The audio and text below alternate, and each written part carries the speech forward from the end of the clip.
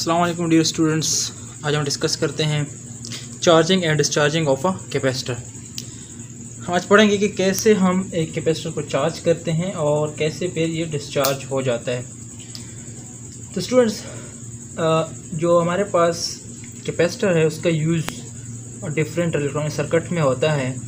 सबसे पहले हम थोड़ा सा इसको डिस्कस करते हैं कि इलेक्ट्रॉनिक फ्लैश गन्स में ये कैसे यूज़ होता है। जिस तरह कि आपने मोबाइल का कैमरा देखा होगा, कैमरा जब आप कोई भी फ़ोटो क्लिक करते हैं, साथ में रात के टाइम या किसी भी टाइम जब आप इसके साथ जब फ्लैश आप ऑन करते हैं तो वो फ्लैश कैसे ऑन होता है, या वो जो फ्लैश के पास इलेक्ट्रिक चार्जेस के थ्रू उसकी जो लाइट ऑन हो जाती है, वो इसके पास इलेक्ट्रिक चार्जेस कहाँ से आते हैं। वो तो कुछ यूँ है कि जब भी आप फ़ोटो के लिए क्लिक करते हैं, फ्लैश ऑन होता है, तो हमारे पास एक कैपेसिटर यूज़ हुआ होता है। इसके अंदर कैपेसिटर क्या करता है, चार्ज को स्टोर कर लेता है। जैसे ही आप क्लिक करते हैं फ़ोटो के लिए, फ्लैश ऑन होता है, कैपेसिटर इलेक्ट्रिकल एनर्जी दे देता है फ्लैश को, जिससे फ्लैश ऑन हो जाता है और दोबारा कैपेसिटर चार्ज स्टोर करना शुरू हो जाता है। और एक ड्यूरेशन होता है, टाइम ड्यूरेशन होता है, जिस ड्यूरेशन में चार्ज कैपेसिटर दोबारा से चार्ज हो जाता है और नेक्स्ट फ्लैश के लिए रेडी हो जाता है। तो पुराने ज़माने में कुछ साल पीछे आप चले जाएं तो जो मोबाइल फ़ोन थे वो दोबारा फ्लैश मारने के लिए थोड़ा सा टाइम लेते थे। वो क्यों? बिकॉज़ कैपेसिटर जो है उसको दोबारा से चार्ज होने के लिए थोड़ा सा टाइम रिक्वायर्ड होता था। लेकिन जो अब आजकल जो हमारे पास मॉडर्न मोबाइल फ़ोन है, यहाँ पे इस केस में चार्जिंग और डिस्चार्जिंग का प्रोसेस बहुत फास्ट होता है, इसलिए हमें ये चीज़ महसूस नहीं होती, इस चीज़ को हम फील नहीं कर पाते। तो स्टूडेंट्स, अब इस प्रोसेस को मैं यहाँ पे एक सर्किट के थ्रू आपको समझाने की कोशिश करता हूँ। स्टूडेंट्स, ये हमारे पास एक इलेक्ट्रिकल सर्किट है जिसमें ये देखिए, ये हमारे पास बैटरी इलेक्ट्रिक सोर्स है, इलेक्ट्रिसिटी का सोर्स है हमारे पास। जो बैटरी यहाँ पे इस केस में हमने कंसिडर की हुई है। ये एक स्विच है, जब इस स्विच को हम क्लोज़ करेंगे तो ये यहाँ पे कैपेसिटर हमने लगाया हुआ, ये कैपेसिटर हमारे पास चार्ज स्टोर करना शुरू कर देगा। और ये साथ में रेजिस्टर है। इस केस में अगर हम फ्लैश को ले लें, फ्लैश गन के केस में यहाँ पे ये फ्लैश होगा जो कि हमारे पास इलेक्ट्रिक चार्ज को यूटिलाइज़ करेगा, वो हमारे पास यहाँ पे रेजिस्टर होगा। तो स्टूडेंट्स, ये जो कैपेसिटर है ये यहाँ पे चार्ज स्टोर करता है, और ये चार्ज कहाँ से आता है, इसके पास बैटरी से। इसके पास जब ये चार्ज स्टोर हो जाता है तो जैसे ही हम for example in case of camera जैसे ही क्लिक करते हैं पिक्चर, तो इसके अंदर चार्ज स्टोर होना शुरू ये यहाँ पे हमारे पास फ्लैश ऑन हो जाता है और ये डिस्चार्ज हो जाता है कैपेसिटर। और डायरेक्ट नेक्स्ट सीधे जो है ना हमारे पास ये कैपेसिटर दोबारा चार्ज होना शुरू हो जाता है और नेक्स्ट फ्लैश के लिए रेडी होना शुरू हो जाता है ये। तो यूँ इसी तरह अगर आपके यहाँ का जो रेजिस्टेंस है वो शॉर्ट होगा इसका, और इसका चार्जिंग डिस्चार्जिंग टाइम शॉर्ट होगा, तो उतना ही जल्दी आपके पास पिक्चर आप कंटिन्यूसली ले सकते हैं। और अगर ये चार्जिंग डिस्चार्जिंग का प्रोसेस का स्लो होगा तो इन दैट केस आपके पास जो है वो फ्लैश ज़्यादा टाइम लेगा चार्ज और डिस्चार्ज, या फ्लैश बार बार ऑन होने में। बार बार पिक्चर आप क्लिक करेंगे तो उसके लिए आपको टाइम ज़्यादा रिक्वायर्ड होगा। और अगर ये चार्जिंग डिस्चार्जिंग का प्रोसेस फास्ट है तो इन दैट केस आपके पास पिक्चर जो क्लिकिंग है, पिक्चर के लिए फ्लैश जो आपको बार बार रिक्वायर्ड होगा, उसमें आपका टाइम कंज्यूम नहीं होगा। यहाँ पे स्टूडेंट देख लें, ये हमारे पास ये कैपेसिटर है और ये रेजिस्टर है, दोनों सीरीज़ में हैं, तो इसको RC सीरीज़ सर्किट कहते हैं। RC series circuit mean resistor capacitor series में लगे, रेजिस्टर और कैपेसिटर सर्किट। अब हम ये तो हमने डिस्कस किया जनरल चार्जिंग और डिस्चार्जिंग या कैपेसिटर का यूज़ इलेक्ट्रिकल सर्किट में। अब हम एक्चुअल में देखते हैं कि एक जो कैपेसिटर है वो हमारे पास कैसे चार्ज होता है और डिस्चार्ज होता है, और इसका मैथमेटिकल फॉर्म भी देखेंगे। स्टूडेंट्स, यहाँ पे इस सर्किट को देख लें। जैसा कि यहाँ पे हमारे पास है EMF सोर्स, बैटरी, ये हमारे पास स्विच है, ये हमारे पास कैपेसिटर है और ये सीरीज़ में इसके साथ एक रेजिस्टर लगा हुआ है जो कि हमने पहले डिस्कस किया, फ्लैश गन। यहाँ पे स्टूडेंट्स जैसे ही हम ये स्विच क्लोज़ करते हैं तो क्या होता है, हमारे पास ये कैपेसिटर चार्ज होना स्टार्ट हो जाता है। ये जो इसका प्लेट है, ये प्लेट हमारे पास पॉजिटिवली चार्ज होना शुरू हो जाता है, सॉरी ये नेगेटिव, और ये दूसरा प्लेट है ये हमारे पास पॉजिटिव चार्ज होना शुरू हो जाता है। तो जब हम स्टार्ट करते हैं, जैसे ही हम स्विच क्लोज़ करते हैं तो शुरू में क्या होता है, इसके ऊपर चार्ज ज़ीरो होता है। तो इसका मतलब है उस टाइम हमारे पास टाइम क्या था, ज़ीरो था, और चार्ज कितना था, plates on the plates of capacitor zero before switching close the capacitor. और जब हमने स्विच क्लोज कर दिया उसके बाद हमारे पास जो चार्ज है वो कैपेसिटर के प्लेट पे बिल्ड होना शुरू हो गया। तो देखिए यहाँ पे जैसे ही चार्ज इसके ऊपर बिल्ड होना शुरू होगा तो यहाँ पे देखिए एक ही प्लेट पे नेगेटिव, दूसरे पे पॉजिटिव, तो सेम चार्ज क्या करते हैं, एक दूसरे को रिपेल करते हैं। तो जैसे ही ये कैपेसिटर चार्ज स्टोर करेगा, इसके ऊपर चार्ज स्टोर होगा, तो शुरू में क्या होगा, इसके ऊपर ये फॉर एग्जांपल इस ग्राफ को देखें, यहाँ पे इस ग्राफ ड्रा करते हैं कि इसका चार्जिंग का ग्राफ कैसे होगा। इस साइड पे हम जो वाई एक्सिस है इस पे हम ले लेते हैं चार्ज को, और एक्स एक्सिस पे हम टाइम ले लेते हैं कि टाइम के हिसाब से कितना चार्ज स्टोर हो रहा है इस पर। ये जो Q नॉट है ये हमारे पास मैक्सिमम चार्ज जो स्टोर हो सकता है किसी भी कैपेसिटर के प्लेट्स पे, ये वो रिप्रेजेंट कर रहा है, इसकी मैक्सिमम वैल्यू है, ये लिमिट है इसका। तो देखें शुरू में इसका ग्राफ स्ट्रेट होगा। ग्राफ स्ट्रेट क्यों होगा, ग्राफ स्ट्रेट इसलिए होगा कि जो हमारे पास शुरू में डायरेक्टली प्रोपोर्शनल था, जितना ज़्यादा पोटेंशियल उतना ही ज़्यादा हमारे पास यहाँ पे देखिए चार्ज स्टोर हो रहा था यहाँ पे कैपेसिटर के प्लेट्स पे। लेकिन जो चार्जेस ज़्यादा हो रहा है यहाँ पे, साथ में यहाँ पे हमारे पास रिपेल्सिव फोर्स भी ज़्यादा हो रही है to the same charges. Negative charges को रिपेल कर रहे हैं, पॉजिटिव चार्जेस को रिपेल कर रहे हैं।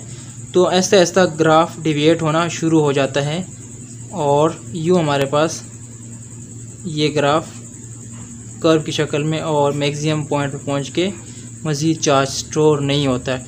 और मैक्सिमम चार्ज इस पर कितना स्टोर होगा, जितना यहाँ पे आपने बैटरी सप्लाई की होगी, जितना इसका EMF होगा या पोटेंशियल डिफरेंस, उतना ही यहाँ पे इसके ऊपर चार्ज स्टोर होगा, या जितना कैपेसिटेंस इसका होगा उसके हिसाब से इसके ऊपर चार्ज स्टोर होगा। बैटरी आपने स्ट्रॉन्ग अप्लाई की है, चार्ज ज़्यादा स्टोर होगा, कैपेसिटेंस इसका ज़्यादा है तो मज़ीद चार्ज इसके ऊपर ज़्यादा स्टोर होगा। तो स्टूडेंट आपको ग्राफ समझ आ गया होगा कि ये देखें यहाँ पे शुरू में टाइम बहुत कम ले रहा है, चार्जिंग ज़्यादा हो रही है, लेकिन जैसे ही चार्ज कैपेसिटर थोड़ा सा चार्ज हो जाता है तो ग्रेजुअली इसका चार्जिंग प्रोसेस स्लो होता जाता है और मैक्सिमम पे पहुँच के बिल्कुल चार्जिंग का जो वाई एक्सिस का है वो बिल्कुल इसका स्टॉप कर जाता है। तो स्टूडेंट फॉर एग्जांपल मेरे पास एक दूसरा कैपेसिटर है और उसका ग्राफ कुछ यूँ आ जाता है। तो दोनों में स्टूडेंट देखें फ़र्क क्या है। इसमें ये जो डिविएशन है बहुत जल्दी आ गई, इसमें जो डिविएशन है इसने थोड़ा सा टाइम ले लिया, ज़्यादा टाइम लिया, मतलब इसका ग्राफ लीनियर ज़्यादा देर के लिए रहा, उसका ग्राफ जो है लीनियर बहुत कम टाइम के लिए रहा। तो इसीलिए यहाँ पे इसका जो RC होगा, इसका स्मॉल RC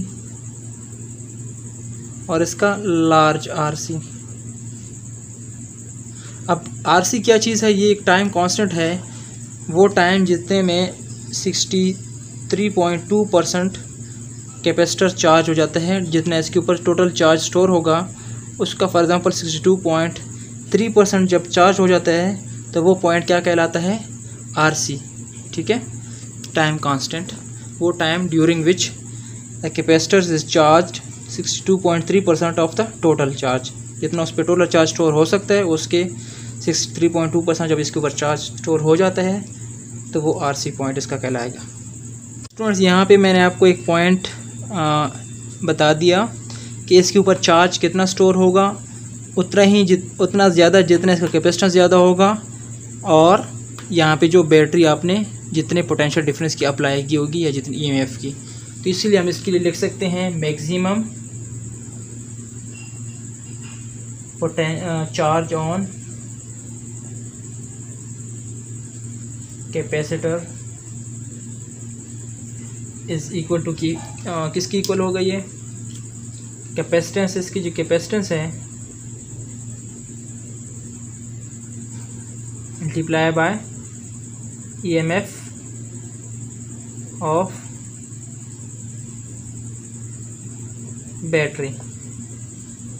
बैटरी की जो ईएमएफ होगी उसके और कैपेसिटेंस के प्रोडक्ट के। स्टूडेंट्स, ये तो हमने अभी डिस्कस किया चार्जिंग और चार्जिंग ऑफ कैपेसिटर। अब इस चार्जिंग ऑफ कैपेसिटर को जब एक्सपेरिमेंटली देखा गया तो इसका बिहेवियर कुछ यूँ शो होता है हमारे पास, Q is equal to Q not 1 minus e power minus t और RC। भी आप किसी कैपेसिटर को चार्ज करेंगे तो आप इस इक्वेशन में वैल्यूज पुट करेंगे तो आपके पास अमाउंट ऑफ चार्ज फाइंड हो जाएगा किसी भी मोमेंट पे। इस इक्वेशन को भी अभी एक्सप्लेन करके देता हूँ, और ये इक्वेशन अगर इसकी डेरिवेशन आपको चाहिए तो आप कमेंट सेक्शन में मेंशन करें, मैं आपको इसकी डेरिवेशन भी करा दूँगा। स्टूडेंट्स, यहाँ इस इक्वेशन में इन टर्म्स को समझते हैं। अब ये हमारे पास Q नॉट क्या चीज़ है, ये टोटल चार्ज है जो कि किसी भी कैपेसिटर पे स्टोर हो सकता है प्लेट्स पे। ये Q क्या चीज़ है हमारे पास, ये इंस्टेंटेनियस चार्ज है जो किसी भी कैपेसिटर पे आप चेक कर रहे हैं। फॉर एग्ज़ाम्पल, ये कैपेसिटर है, आपने चार्ज करना स्टार्ट कर दिया और एक कम्प्लीटली चार्ज नहीं हुआ, और आपने बीच में इसका चेक करना चाहते हैं कि अभी इस पर चार्ज कितना स्टोर हुआ, तो उस दौरान जो चार्ज होगा उसको हम Q कहेंगे। किसी भी इंस्टेंट पे आप चार्ज इस पर चेक करना चाहते हैं कि कितना स्टोर हो चुका है और इसके ऊपर चार्ज ज़ीरो और मैक्सिमम के बीच में है, तो उसको हम क्या कहते हैं, Q। और मैक्सिमम चार्ज जो स्टोर हो सकता है वो Q नॉट है। ये हमारे पास क्या है, ये कांस्टेंट है और इसकी वैल्यू हमारे पास 2.7182 है। और यहाँ पे T क्या चीज़ है, ये जो T है हमारे पास, ये हमारे पास टाइम है, instantaneous time.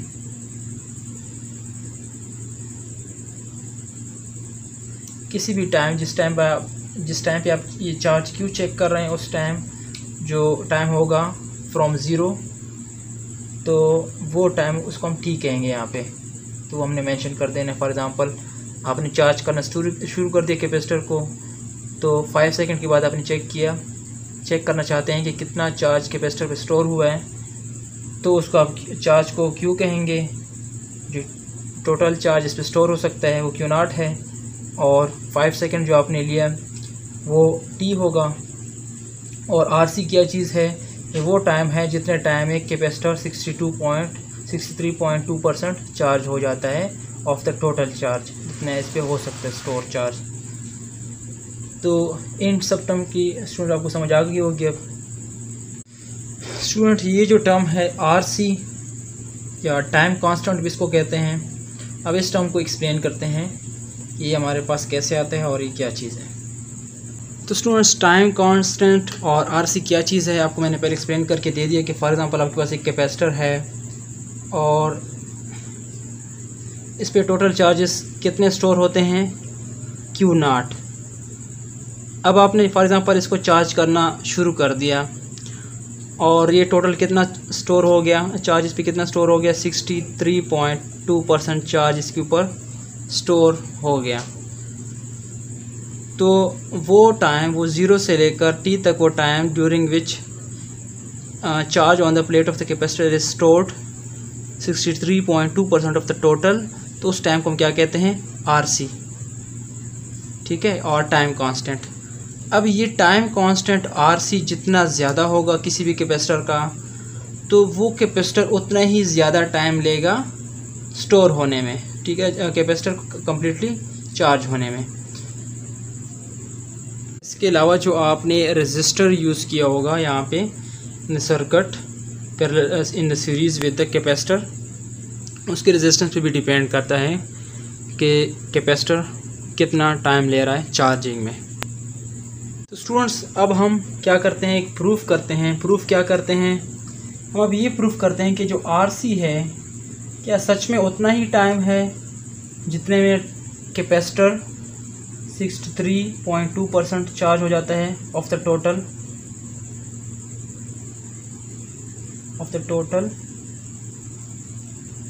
charge, that is charge that is possible to store on capacitor plate। तो हम प्रूफ करेंगे कि क्या ये 63.2% सच में है इतना कि नहीं। तो इसका प्रूफ देखते हैं। For charging of a capacitor, आपके लिए मैंने इक्वेशन क्या लिखी दिया था, Q is equal to Q not 1 minus e power minus t और RC। अब अगर मैं यहाँ पे T की जगह RC पुट कर दूंगा, इसका क्या मतलब हुआ? इसका मतलब हुआ कि मैंने टोटल टाइम दे दिया कैपेसिटर को कितना, 0 to RC। अगर मैंने टोटल टाइम दे दिया 0 to RC तो इसका मतलब मैं यहाँ पे T की जगह क्या पुट कर दूंगा, RC, क्योंकि मैंने आपको पहले ही कहा था कि ये क्या चीज़ है, हमारे पास इंस्टेंटेनियस टाइम है। तो मैंने फॉर एग्ज़ाम्पल टोटल टाइम जो चार्जिंग के दिया वो 0 to RC है, तो मैं T को रिप्लेस कर दूंगा विद RC। तो मैं इस इक्वेशन को यूँ लिख सकता हूँ, Q is equal to Q not 1 minus e power minus RC divide by RC।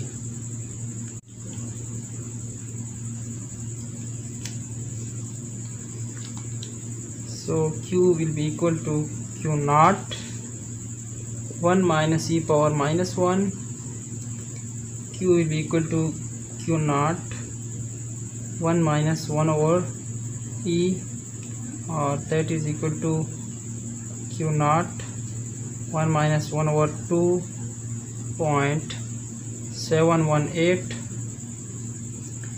that will be equal to Q naught into 1 minus, that is equal to 0.36, and that will further be equal to Q is equal to Q naught into 0.632, or you can say that ratio of Q by Q naught is equal to almost 63.2%। To से percentage, आप अगर आपने percentage देखनी है तो इसको just 100 से multiply कर लें तो 63.2। तो ये देखिए स्टूडेंट, मैंने टाइम कितना दिया था, 0 to RC, वो टाइम मैंने इसको प्रोवाइड किया चार्जिंग के लिए। तो कैपेसिटर कितना चार्ज हुआ, टोटल का 63.2% चार्ज हुआ। मतलब अगर ये हमारे पास टोटल चार्जेस के ऊपर 100 स्टोर हो सकते हैं तो 8 RC कितने चार्ज स्टोर होंगे इसके ऊपर, 63.2 चार्जेस। लेकिन 63.2 चार्ज एग्जिस्ट नहीं करते, बट एज अ परसेंटेज हमने ये चीज़ निकाल लिया यहाँ पे। अगर ग्राफिकल स्टूडेंट इसको देखना चाहें तो इसका ग्राफ मैंने पहले भी एक्सप्लेन कर दिया था, लेकिन दोबारा यहाँ पे एक्सप्लेन कर देता हूँ। ये हमारे पास फॉर एग्ज़ाम्पल वाई एक्सिस पे हम Q चार्जेस ले लेते हैं और एक्स एक्सिस पे हम टाइम T ले लेते हैं, और ये हमारे पास Q नॉट मैक्सिमम चार्ज जो स्टोर हो सकते हैं वो है हमारे पास तो ये फॉर एग्ज़ाम्पल ये हमारे पास एक कैपेसिटर है जो कि हमारे पास ये इसका चार्जिंग ग्राफ है। दूसरा कैपेसिटर यूँ है कुछ।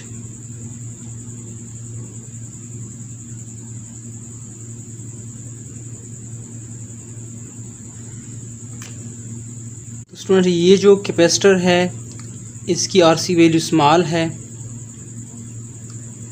स्टूडेंट्स ये जो हमारे पास कैपेसिटर है इसकी आरसी वैल्यू स्मॉल है, तो ये जल्दी चार्ज हो जाएगा हमारे पास। और ये जो हमारे पास कैपेसिटर है इसकी आरसी वैल्यू लार्ज है, तो ये जो चार्जिंग का इसका जो चार्जिंग का टाइम होगा वो ज़्यादा होगा, ज़्यादा टाइम में चार्ज होगा। और ये जिसकी स्मॉल आरसी वैल्यू है वो कम टाइम में चार्ज हो जाएगा। स्टूडेंट्स ये था हमारे पास टाइम कांस्टेंट। अब हम डिस्कस करते हैं डिस्चार्ज ऑफ अ कैपेसिटर। पहले हमने चार्जिंग ऑफ अ कैपेसिटर पढ़ा, फिर टाइम कांस्टेंट, अभी हम डिस्चार्जिंग ऑफ अ कैपेसिटर पढ़ते हैं। स्टूडेंट्स डिस्चार्जिंग का सर्किट हमारे पास कुछ यूँ होगा। ये फॉर एग्ज़ाम्पल हमारे पास स्विच क्लोज्ड है और ये हमारे पास कैपेसिटर, ये हमारे पास रेजिस्टर लगा हुआ है सीरीज़ में इसके साथ, रेजिस्टर आर, कैपेसिटर, स्विच, और ये करंट इस डायरेक्शन में फ्लो कर रहा है हमारे पास। सपोज स्टूडेंट्स हमारे पास ये जो कैपेसिटर है ये डिस्चार्ज होने से पहले, डिस्चार्जिंग जब इसकी स्टार्ट कर रहे थे उससे पहले हमारे पास क्या था, फुली चार्ज था। तो हमारे पास जो Q था वो इक्वल टू Q0, मतलब इसके ऊपर चार्ज मैक्सिमम स्टोर हो चुका है। और टाइम क्या था, time T is equal to 0 था जब डिस्चार्ज हमने स्टार्ट नहीं किया था। डिस्चार्जिंग को हम इस इक्वेशन से रिप्रेजेंट करते हैं, Q is equal to Q0 e power minus t और RC। ये हमारे पास डिस्चार्जिंग के लिए इक्वेशन है। अगर आपको फाइंड आउट करना है कि जब डिस्चार्ज शुरू हुआ तो एनी टाइम टी पे कितने चार्जेस लेफ़्ट कर गए, कितने चार्जेस रह गए हैं किसी भी प्लेट्स कैपेसिटर के प्लेट पे, तो वो इस इक्वेशन में आप वैल्यूज पुट करके वो फाइंड कर सकते हैं। इनिशियल स्टूडेंट्स हमारे पास जो चार्ज था वो Q0 की इक्वल था, टाइम हमारे पास 0 था। तो इसका ग्राफ देखते हैं हम। ग्राफ इसका हमारे पास कुछ यूँ होगा, ये टाइम और ये हमारे पास चार्ज Q। तो यहाँ पे स्टूडेंट्स देखें, जब हमने डिस्चार्ज शुरू किया, अभी शुरू नहीं किया था, तो इनिशियल इसके ऊपर चार्ज कितना था Q। जैसे ही हमने स्टार्ट किया तो इसका डिस्चार्ज शुरू हो गया, कुछ यूँ इसका डिस्चार्ज होगा। ये डिक्रीजिंग ग्राफ क्यों है? डिक्रीजिंग ग्राफ इसलिए है कि ये जो ग्राफ हमने बनाया है किसके लिए बनाया है, चार्ज के लिए, कि कितना चार्ज इसके ऊपर रह गया, क्योंकि charge on the plates of the capacitor is decreasing, therefore the graph is decreasing. Students जिस कैपेसिटर की आरसी वैल्यू स्मॉल होगी, मतलब चार्जिंग में जो कैपेसिटर जितना जल्दी चार्ज होगा वो डिस्चार्ज भी उतना ही जल्दी होगा।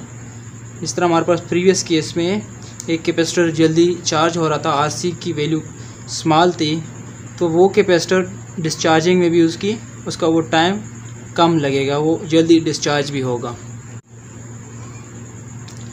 फॉर एग्जांपल दूसरा कैपेसिटर हमारे पास कुछ यूँ है। कैपेसिटर के हमारे पास आरसी वैल्यू क्या है, लार्ज है, और इसकी स्मॉल आरसी हमारे पास है। पढ़ा था कि आरसी क्या चीज़ है, RC is equal to time constant, और ये वो टाइम ड्यूरेशन है जिसमें वो 63.2% चार्ज हो जाता है। अब अगर डिस्चार्ज में भी हम कैपेसिटर को इतना ही टाइम प्रोवाइड करेंगे, कितना time, T is equal to RC हमारे पास हो जाए, और फिर हम देखना चाहते हैं कि RC जब time T is equal to RC हो जाएगा तो कितना चार्ज यहाँ पे रह जाएगा। तो सिंपली हमने इस इक्वेशन में वैल्यूज पुट कर देनी है। तो हमारे पास क्या आएगा, Q is equal to Q0 e power minus RC by RC। तो इससे हमारे पास Q0 इंटू ई पावर -1 और that will be equal to Q0 into 0.367 और we can write Q by Q0। इनका जो रेशो है वो किस चीज़ की इक्वल होगा, 0.367 और that will be equal to 36.7%। Student ये क्या शो कर रहा है कि एक कैपेसिटर जितने टाइम में चार्ज इसके ऊपर जितने टाइम में स्टोर हुआ था उतने ही टाइम में ये कैपेसिटर डिस्चार्ज हो गया। 63.3% RC टाइम में चार्ज हो गया था और RC टाइम में इतना ही 63.2% डिस्चार्ज भी हो गया। तो स्टूडेंट्स ये था हमारे पास charging and discharging of a capacitor. और students charging and discharging of a capacitor इसकी काफ़ी सारी एप्लीकेशंस भी हैं। हमारे पास एक ऑटोमोटिव इलेक्ट्रॉनिक इग्निशन सिस्टम होता है CDI, कैपेसिटर डिस्चार्ज इग्निशन, और ये बहुत ज़्यादा यूज़ होता है कहाँ पे, motorcycles, lawn mowers, chain saws, small engines, turbines, powered aircraft और कुछ कार्स में भी। So thank you students.